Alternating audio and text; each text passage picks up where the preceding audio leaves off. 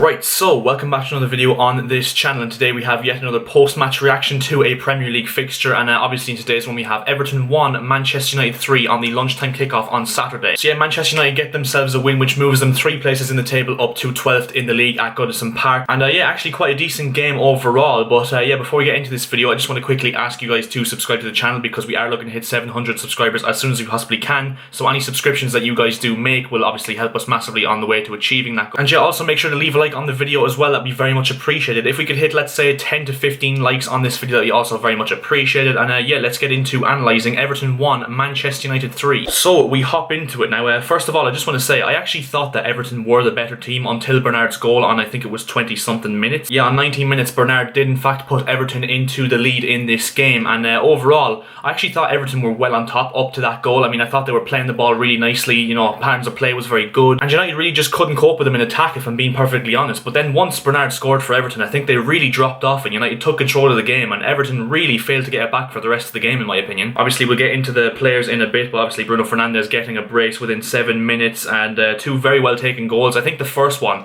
was actually a brilliant header from Fernandes. Not only the header itself, but the movement to get into that position. And yeah, I just thought it was really well taken from Fernandes. And then the second one, obviously a cross in from Fernandes, which was aimed at Rashford, but we saw that Rashford didn't quite get the touch on it, so obviously it went straight in, and Fernandes did claim the goal. And yeah, since United went 2-1 up, Everton, they kind of got into the game a bit, but they were really lacking in like sharpness and creativity. Even with the likes of James Rodriguez on the pitch, they really struggled to create any clear-cut chances. And there was just something missing from Everton today. I think they do massively miss Richarlison up top. I mean, him alongside Dominic Calvert-Lewin, who in my opinion didn't get the service he needed whatsoever today. I think Richarlison's a massive miss for them going forward, and not only that as well, but we'll get into the centre-back pairing for Everton because I thought they were absolutely dire, the two of them. I think they really were missing Yerry Mina today as well in his physical presence. And yeah, then obviously in the 95th minute, Edinson Cavani sealing the deal for United in injury time, getting his first goal for the club. Really well done from Fernandes to make it look like he was going to shoot and then obviously pass it across really unselfishly, because he really could have gone for his hat-trick if he wanted, and then a very good finish at the near post by Cavani. If we get into the stats now, let's just see. I mean, Everton had more possession, which is understandable, but they really did little with their possession, if I'm being perfectly honest. I mean, as you can see there on your screen, United dominated in terms of chances created, total shots and etc. One thing I'm really interested in as well is the attack momentum. Now, it actually does look like it was pretty even for most of the game, and Everton did have it quite a lot towards the end of the game. But then one thing I find really interesting as well, if we go on to the lineups, is the players' average position.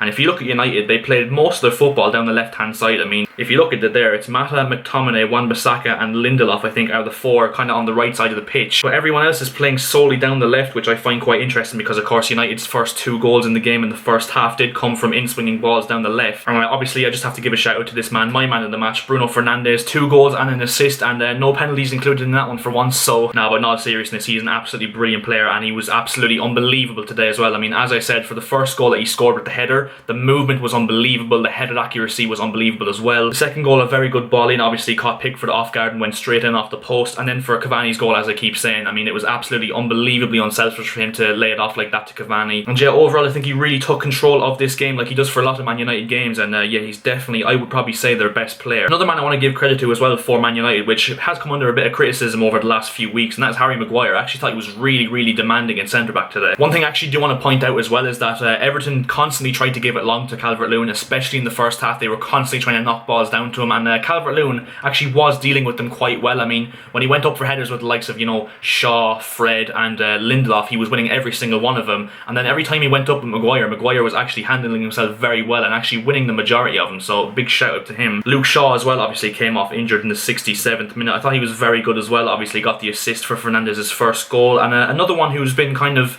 I'd say, underrated overall, because he's actually been very good in recent weeks, and so far this season he's keeping Alex Telles out of the team. And this man as well, I'm surprised he actually didn't get rated higher on SofaScore, because I thought Fred really did control the midfield alongside McTominay. I mean, he's a very good deep line playmaker, and I think he's very much one of United's best midfielders, and I'd say he's probably one of the first names on the team sheet now. He's absolutely brilliant at splitting the lines. You know, he's always looking to be progressive. What I really like about him is he moves the ball very quickly, and there was an instance in the first half when United were, you know, passing the ball around the backs and passing it sideways and backwards, and Fred got really frustrated because obviously he's always looking to get on the ball and try and move it quick, and that's what I really like about Fred. So yeah, big ups to him as well. Yeah, in terms of Everton, I mean, firstly, I mean, their crossing today was just absolutely horrendous. Obviously James Rodriguez had a bit of an off day, but overall every single cross that Everton played, and mind you, they played quite a few of them in the overall game, and barely any of them reached Calvert-Lewin. They were all overhit, overplayed, and to be honest, they just weren't really convictious whatsoever in attack, if convictious is is even a word. I just want to get onto these two though, Michael Keane and Mason Holgate. I mean, Mason Holgate for some reason got a 7.0 rating, and I don't think they were too bad for the overall parts of the game. But for the 2 goals that United scored in the first half, they were absolutely horrendous. I mean, they allowed Fernandes and Rashford to have 2 absolutely free headers in the box and allowed them to get in between the 2 of them, which was just absolutely horrific defending. And I'm kind of surprised that Pickford got such a low rating, because there's not much he can do when the defenders in front of him are not doing their jobs properly. And yeah, that's why I think that personally Everton were missing Yerry Mina today, because I feel like his physical presence would have demanded a lot more, and I think they would have dealt with the 2 crosses that United did score from very much better, because obviously he's a very tall and demanding centre-back. I actually was a big fan of Iwobi today. I actually am quite a big fan of Iwobi, because I think he actually does look very good in the ball when he does play, and when he came off the bench he kind of added a bit more dynamic style to Everton going forward. He was very good at trying to get into creative positions for them. But yeah, overall it just didn't work for Everton, and to be honest, I think their main downfall today is the fact that they didn't get the ball to Calvert-Lewin enough, and not that they didn't get it to him enough, I think that just the service Calvert-Lewin got overall was very, very poor from Everton, which is very surprising for them because they're normally so good at that. And yeah, we'll look at the league table now. So Everton, I think, dropped to 5th. No, they stay 5th, but obviously there's teams below them that can go ahead of them with victories, and Manchester United do move up, as I said, 3 or 2 places, I think, to 13th in the league. So yeah, the league is really starting to shape up, and obviously this is the 8th match day, but yeah, that's where we're going to end this video now. So if you did enjoy, make sure to drop a like on the video. As I said, 10 to 15 likes will be massively appreciated, and as I said at the start of this video as well, if you could subscribe to the channel, because we are looking to hit 700 subscribers as soon as possible, that would also be very much appreciated. And yeah, I'll see you guys in my next video. See ya.